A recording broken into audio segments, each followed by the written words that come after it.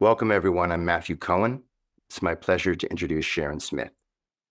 Sharon, as many of you know, is the inspiring co-host for this summit. She's a 44-year practitioner of Taoist internal arts, has been teaching for 39 years in New York City. In 2017, she created and directed the Immortal Sisters Conference, a historic gathering of women committed to returning to the Tao. Sharon has hosted the Shift Network Qigong Summit since 2020. She's a photographer and an award-winning filmmaker. Sharon, I'm happy to be with you. Thank you, Matthew. It's nice to be here with you.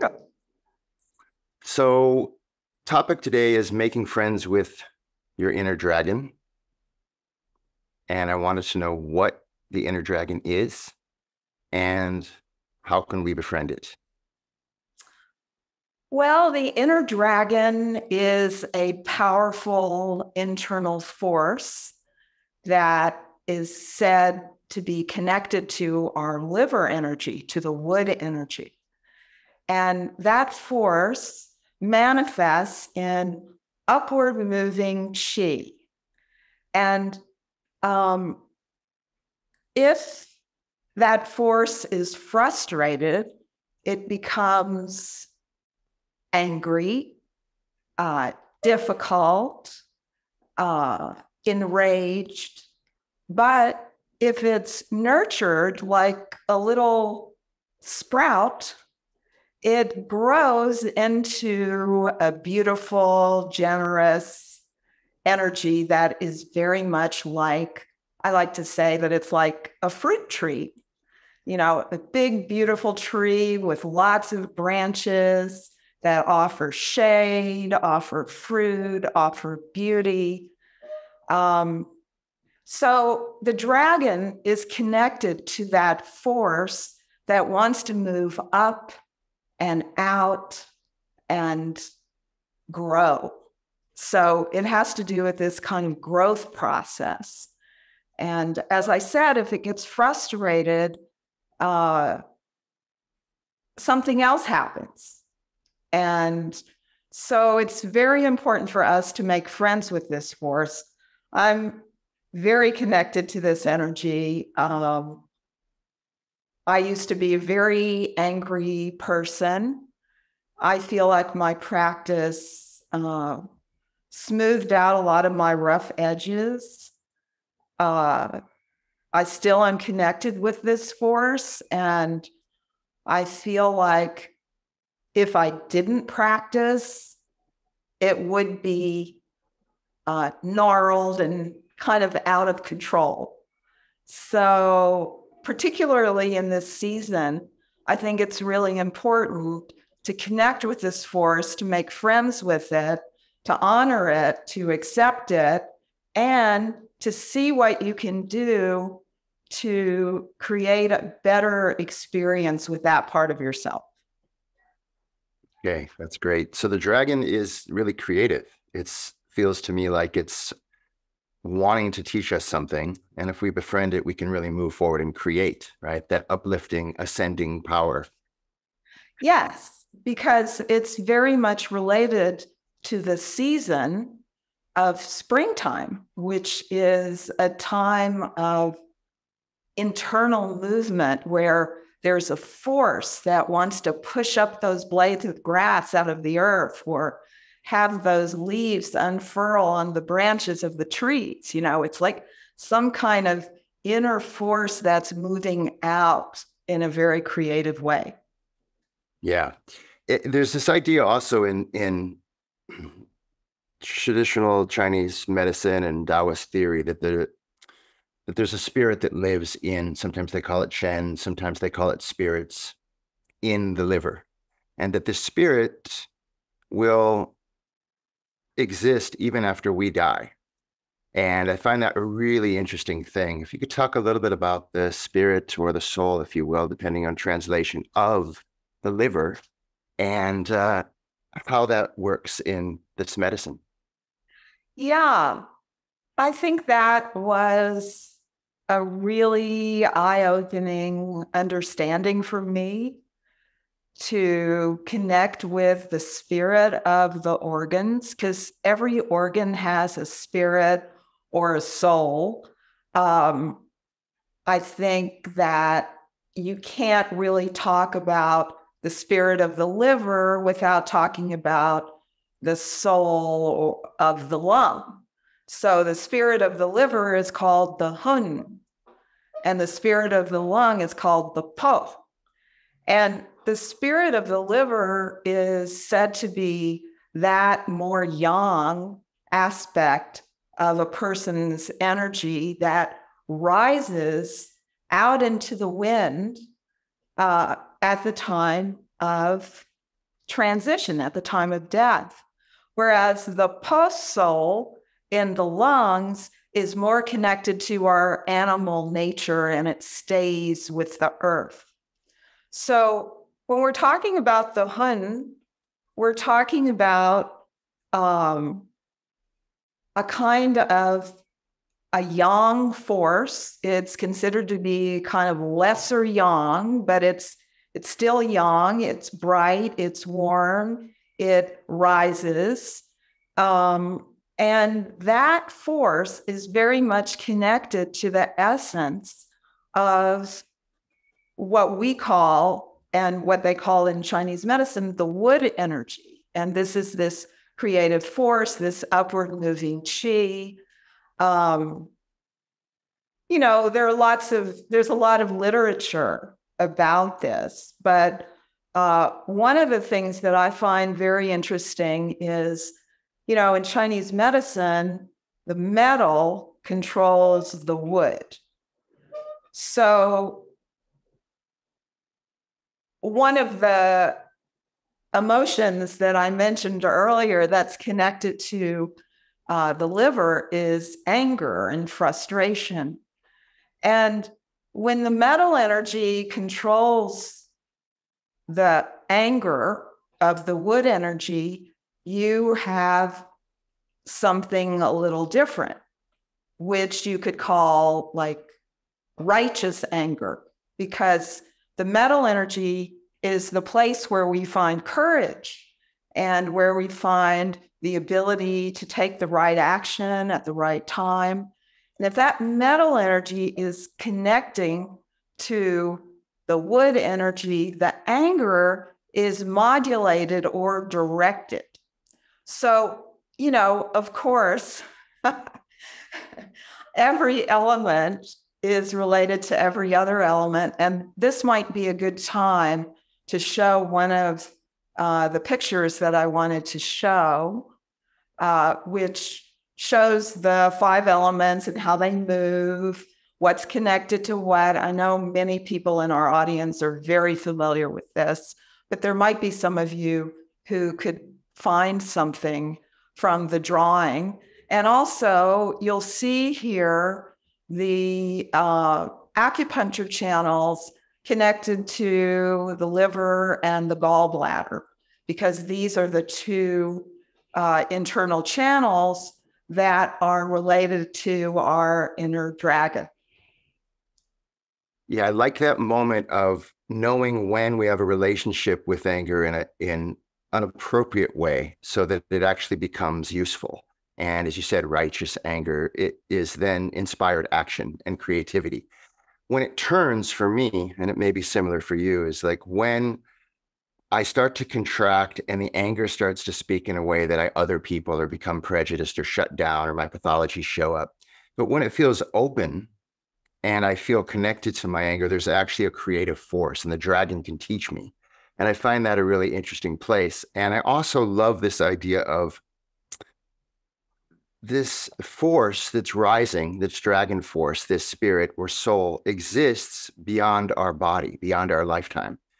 And in that sense, I find there's a real relationship to it. You know, it's like I can visit the dragon and I know that this spirit has been around and abiding long before I've come into the play and long after I'll be dust, but I can have a relationship with it. And I find that to be poetic and beautiful. Anyway, so moving from there, I have a question for you, because the dragon to me is something that also can see from a high place.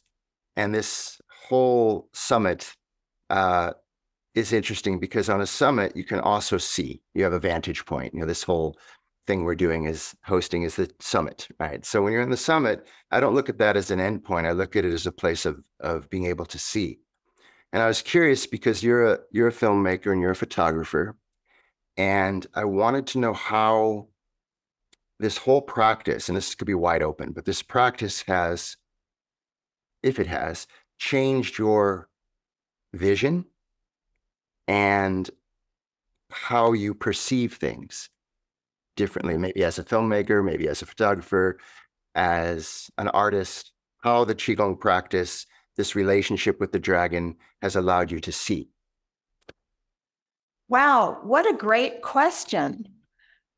That is such a great question. And I guess my initial response is that my creativity has become less about my neurosis and my anxieties and more about the kind of aspect of mind, which is perception itself, not what I'm seeing on the screen.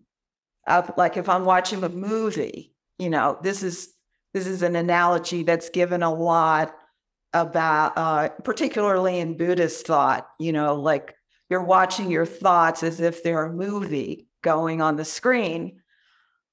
I feel like what's changed for me is an attempt, at least, and a practice of going into a place of pure perception.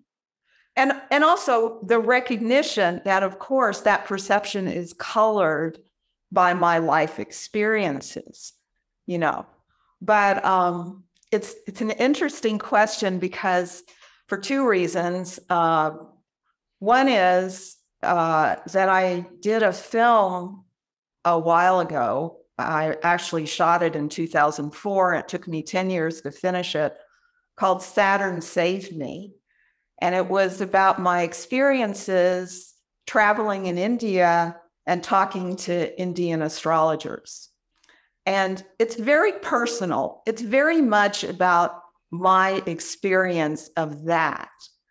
But the making of the film, I should say the editing of it, the completion of it, all of that was so informed by trying, and perhaps there were times when I was able to do this and maybe other times when I wasn't, but trying to get to the place of looking at that experience without the screen of my anxieties, or, you use the word pathology.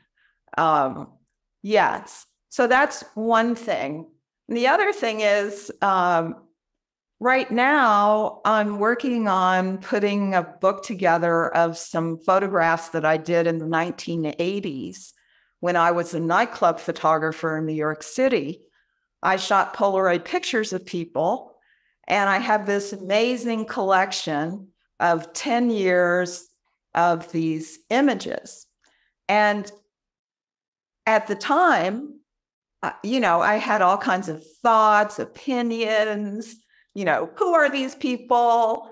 And at this point, and I really attribute this to my practice, I can tell when I'm coming from my emotions, like, oh, I really like this because I liked that person, not because I think it's a good photo or because it really shows something. I think that when you engage, when someone engages in a practice like Qigong, like the 6 healing sounds, like Tai Chi, one of the things that happens is because you, on a daily basis, connect with heaven and earth. Daisy calls this being in vertical alignment.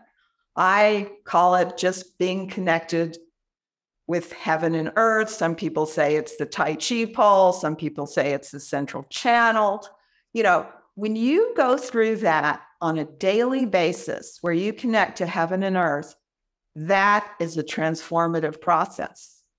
And you change. Your disposition changes, your connection to your family, your friends, your partners, all of that changes, and there's a clarity that comes just from that connection. Yeah. I don't know if that answers your question. Yeah, it does in a lot of ways. Certainly, I know more about your work, but I really like the idea of, the central axis, whatever you want to call it, aligned action. And it feels to me like there's been a softening from your younger self. You said it was angry. I certainly was also really pissed off. And when people would tell me to love myself, it felt like battery acid. I was like, no way. And through the practice, which is very personal, yet also something that is in some ways impersonal because we connect with others in a global way. So yeah, it does answer my question. And I want to see those photos too. That sounds very interesting because in some ways, New York has also gone through that transformation, right? It was much, I think, grittier and intense, as its younger self in the 80s. And now there's a little softening. So anyway, I want to ask you also why all this energy work is so important, because what we're talking about here on some level in this summit is energy in its many forms. And sometimes Buddhists call it consciousness and its contents, but there's a lot of content here. And as humans, we get to play in this energy. And I think there can be a balcony, maybe when the dragon is offering us something beautiful, things get balanced and then harmonized. That's a balcony. And then there's a basement, for me. And that's when things go sideways and it starts to get contracted and I start to get scared. So a little more perhaps about why all of these energy practices are so potent, perhaps powerful, and how they inform your daily practice. Yeah. I think after a certain amount of years of practice, you realize that this is what you're doing. You're working with energy. And then you think about, well, why? One of my major teachers, Mantak Chia, is fond of saying, you work with the material and it affects the immaterial. You work with the immaterial and it affects the material. So there's this play that's happening between the body, the physicality of our lives, and the energy, which is the fuel and the motivation and the kind of reason for it all. And I think that's one thing that new practitioners, and this was certainly true for myself, have a difficult time with. They haven't actually, and this is a place that we all need to come to realize that energy precedes manifestation. People who practice Chinese medicine, reflexology, polarity therapy, people who work a lot with energy therapeutics, they understand this. But when you first catch this, oh, energy precedes manifestation, then if you can live in that place, then you have some other kind of experience of your Qigong practice. And of course, the body somatizes the energy. If, for instance, I mean, there are all these panels that we're doing this time about healing, Western medicine, non-mainstream treatments, all of these panels that we're doing, there's this connection to the actual physical body. If the body has somatized something, if you've somatized something, you have to deal on the level of the body as well as on the energy. You can't just forget about the body, because the body, the mind and the spirit and the emotions, it's like we're finely tuned musical instruments, and if there's a string out of place, you need to replace that string on your violin or your guitar. You can't ignore it and say, oh, well, I'm going to make beautiful music anyway. You can say that. It's doubtful. So I'm not saying to ignore the body and just focus on energy, but I am saying that this kind of practice, these energy practices, are balancing in our culture, which is very materially oriented. There's not just one story of our illnesses, our healing, our aging. It's not one story. It's like a crystal with all these facets, and energy is a big part of the story. Yeah, for sure. That's beautifully said. And I think it's really important to recognize it's the animating force, and we can't do anything without energy. Call it chi, mana, prana, whatever. We have to recognize it. And in this context, it's the ground substance. And it's everything. But of course, if we have this rented vehicle, which we get for 100 years, if we're lucky, we can't ignore that either, because without it, there's no perception, there's no experience. And it's that balance again, right, between the two. So I want to go one more question for you. I think we're running short on time. This is a big conversation, but I want to ask you so there's this idea in Taoist practices called radiant health, right? Which health beyond danger. And we're doing all of this energy work to balance out and befriend this dragon so that we can have health. Long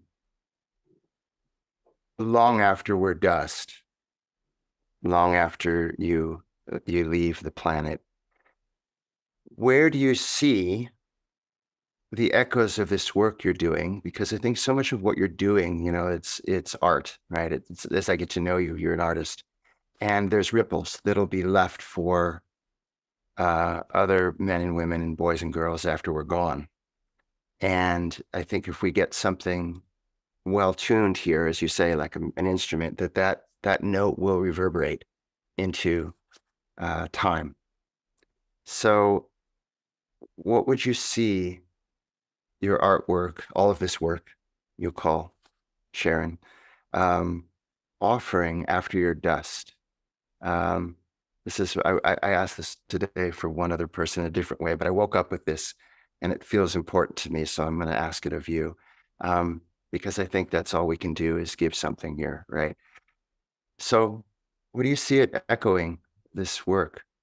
And how would you like it to touch people who see it, whether it's a film or a photograph or this old thing called YouTube that they look at, in 50 or 100 years, in relationship to this work you're doing? What would you like to touch them with? Well, what a beautiful question. Gosh, a few years ago, I came to terms with the idea that my life, my teaching, my creative output, my practice couldn't be only for me. It can't just be for me. And yes, I've gotten so much out of it, and it's so beautiful. And, I'm filled with appreciation and gratitude for finding a path, you know. But I really came to terms with that. And I feel like the only thing we can do is ripple, you know? I love the Grateful Dead song Ripple. You know, it's one of my kind of anthems. When I was 21 years old, I lived in a commune in Virginia, and we had this one Thanksgiving dinner where there was this beautiful sunset. We walked outside. We had harvested our vegetables. It was just this beautiful moment, and we sang this song, Ripple. And, you know, it's such a beautiful concept that your life can touch other people in so many different ways. So my intention always is to just do my best. That's all I can really do. I just have that intention whenever I create something, whenever I practice. It's like, this isn't a rehearsal. You know, when I practice Tai Chi, this is not a rehearsal. I'm not going through the motions. This is it. I am practicing Tai Chi right here, right now. That means my intention, my E, is focused on that. And all I feel I can ever do is just do that, do my best, and, you know, maybe it'll touch somebody in a positive way, help them move on their path, inspire them to do something they've always wanted to do. I don't know. Yeah. I don't know if that's a good answer, but I think it's a great answer, and that's all we can do is do our best. And you know, none of us know, right? But I think that if we do our best, it's sort of like a jasmine flower. Someone down the road, I like to think, will smell it and go, oh, you know, catch a little whiff of beauty. Well, that leads us to some practice, I suppose. We've had this conversation is far-reaching, and maybe the practice can help people wrap it up and experience it a little bit, and how these things can be embodied and shared.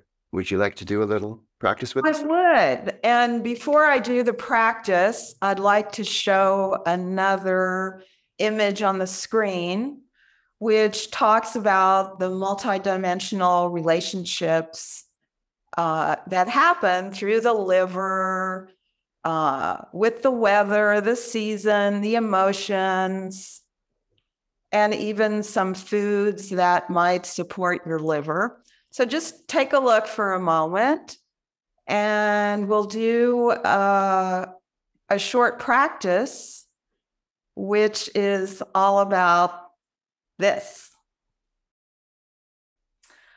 Okay, this is a short practice for the springtime energy. It works on the tendons. It uses the liver healing sound, which is shh. When you exhale and make that sound, you want to use your intention to guide out of your body any congested, stagnant chi, particularly if you feel anger or frustration or rage or, you know, any of these kinds of emotions, which I have to tell you that it's very easy to feel these things these days. The world is intense, and if you pay any attention to it, we realize how it wants to pull your emotions here and there. Okay, so we're going to start with our feet parallel and shoulder width distance, and we're going to gently bend our knees and open our arms into the first Tai Chi posture. You can touch your tongue to your upper palate. You can close your eyes. You can take a moment and just feel the crown of your head being gently pulled up towards the universal forces, maybe to the North Star, the Big Dipper, or some other point out there in the celestial realms that you relate to. And your knees are gently bent, and you're feeling your feet on the floor, and your bubbling spring points in the centers of the sole of each foot. You can feel your connection to the earth. You can feel your roots extending out through your feet, down through the floor, and into a source of nourishment in the deep center of the earth, just like you're a big, beautiful tree with deep roots. And you have a little space in your armpits. And you're starting to feel happiness in your fingertips. Maybe your fingertips feel swollen or full. Allow the happiness in your fingertips to open the joints of your fingers, your hands, your wrists, your elbows, your shoulders. And start to bring your attention and your intention into your dantian, into your medicine field.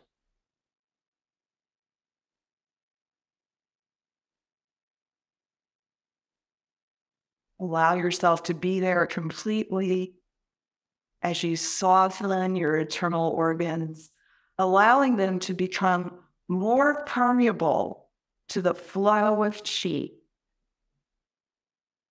You can slowly open your eyes, keep your body where it is.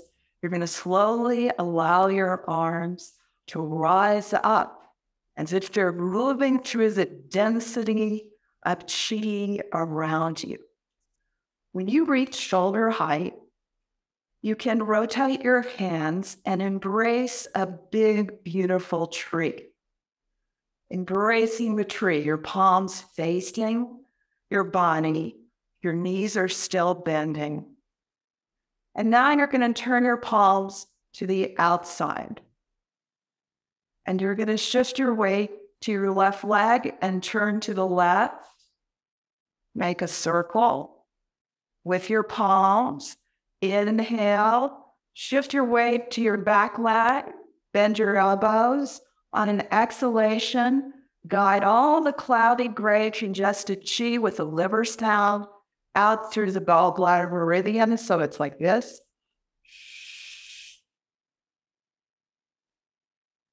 Your weight is on your right side.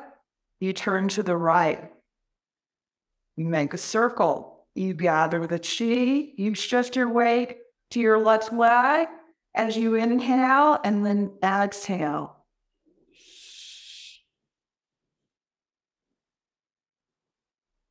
We're going to do 3 sets. Turning to your left, gather. Inhale, shift your weight to your back leg. Exhale.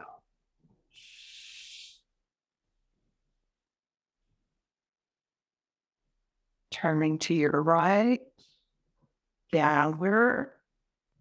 Inhale, shift to your over leg. As you exhale, bend the knee, guide the congestive energy out your body. And one last set, turning. Inhale. Exhale.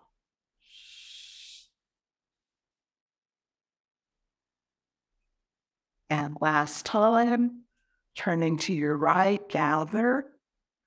Inhale. Exhale. Turning to the front. We're going to do this as like a palate cleanser. So you're going to tilt forward from your hips and making a circle. Relax your arms. And a last time. Now inhale, bring your arms back up to embrace the tree. Your knees are bent. And now we're going to do some tendon exercises. So What I want you to do first is let your weight go to your heels. And then let your weight go toward your toes. You keep your feet on the floor. But weight toward your heels, weight toward your toes. Now we're going to add something. When you let your weight go toward your heels, your arms extend forward and you spread your fingers. Activate your fingers. And then relax, weight toward your toes, bring your arms back toward your chest. Inhale, exhale, spread your fingers. When you do this correctly, you're going to feel your whole tendon lines activated. So inhale, weight toward your toes, arms toward your body. Exhale, weight toward your heels, spread your fingers. Inhale. See if you can add your spine this time. Exhale, tailbone in, chin in. Inhale, tailbone out. Look up a little bit. Exhale. Spread. Inhale, let's add the liver sound. Exhale. Shh. Last time. Inhale. Weight toward your toes. Exhale. Shh. Release your hands down. Let's do our little palate cleanser. Just relaxing, circling.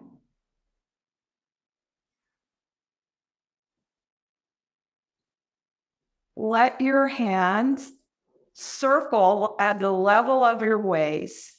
Your palms are facing the floor as you circle. Last time. And now inhale, exhale back to this embracing the tree posture. And you're going to turn your hands down and you're going to open. This is called holding the golden urn. So the movement of the body is the same. You're going to inhale, come toward your toes. Your arms go in. Exhale, go toward your heels, spread your fingers. Press your feet into the floor. Inhale. Exhale, spread. Activate the tendons in your hands. Connect them through your body into your legs. Exhale. And let's add the liver sound. Inhale. Exhale. Last time.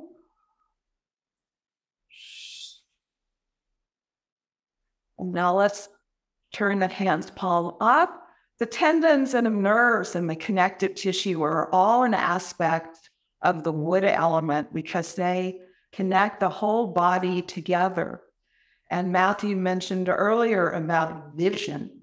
Well, vision is a kind of organizing principle, just like your tendons, your connective tissue, your nervous system.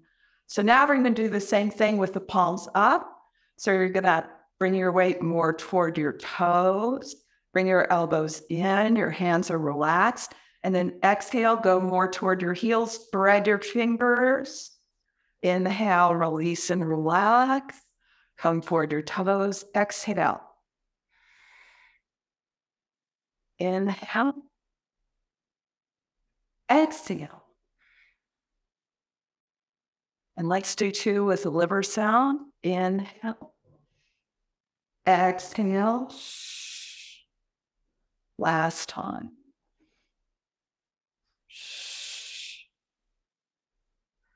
Exhale. And relax.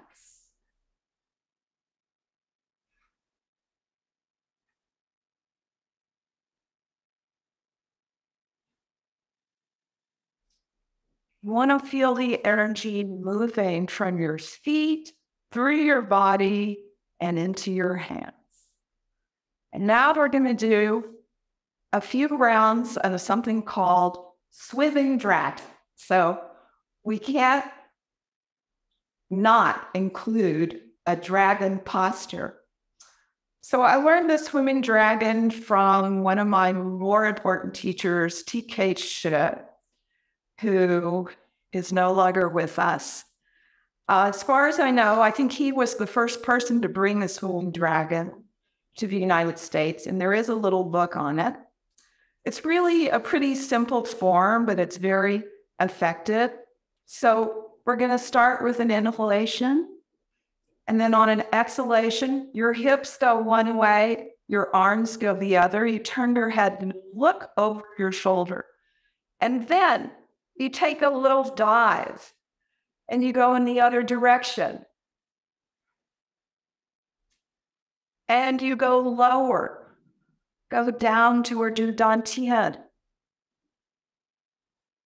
And then toward your knees. And then back to the dantian. And to the heart. Stretch, move your hips one way, your arms are the other way. Hands over your head. I know you can't see them, but they're palm to palm. You're going to lift up on your toes. And then bring your hands back to your heart. And then let's go the other direction. Hips one way, arms the other. Inhale as you come to the center. Exhale as you stretch to the side. Keep your knees together if you can. And then make your way back up.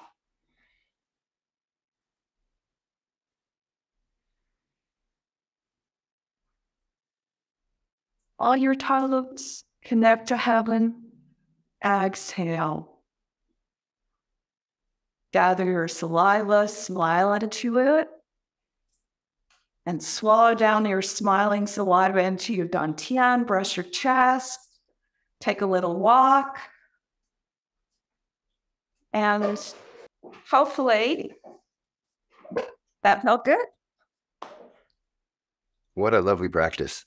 Thank you for sharing that. Just doing a little bit here, it dropped my voice. And there's so many things that I got from it. I'm sure everyone else did as well. There's this beautiful circling of the wings, it felt like the dragon to me. That's really lovely. And then there must be a link to this in some way to Fujian white crane. I'm really curious about that, but anyway, that's another conversation. But there was clearly an old link to the crane style, and I love that urn posture. I first saw it in one of Master Chia's books many years ago, and I know you have a connection there. Anyway, that's really beautiful. Thank you. I also like the palate cleanser. That's a great way to describe it, right? So cool. Thanks for sharing. I wanted to ask, where can people find you, Sharon? I know other than our time together here at the summit, you do many things. Well, my website is taosharon.com, taosharon.com. And that's the best place to find me. I do some teaching online. I've started to do more live events. By the time this is being aired, I will have completed a beautiful retreat in Mexico called Be Like Water. And if you want to reach me, you can always go to my website and contact me through that. And yeah, I look forward to meeting you all at some point outside of the screen, although I love this. Yeah, it's great to have this ability to do this and connect all over the world, but it'll be so nice to actually hug again. Do you have any final thoughts or anything you'd like to share or leave us with? Well, I really hope the summit inspires everyone to commit to a personal practice and to share with their family and friends the benefits that they've received from it. Yeah, like we all have the potential to ripple out. So go for it, ripple. Okay. Well, on a personal note, I want to thank you, Sharon, for supporting me. This is my first year hosting, and you've been a great support. And thank you for that. And Yeah, it's also been good having a little time with you here. And I really appreciate you sharing, as you said, the ripple, both that you've created ripples and that you're also following them. So thank you for doing that. And for all of you at home, thank you so much. See you next time. Blessings, everyone.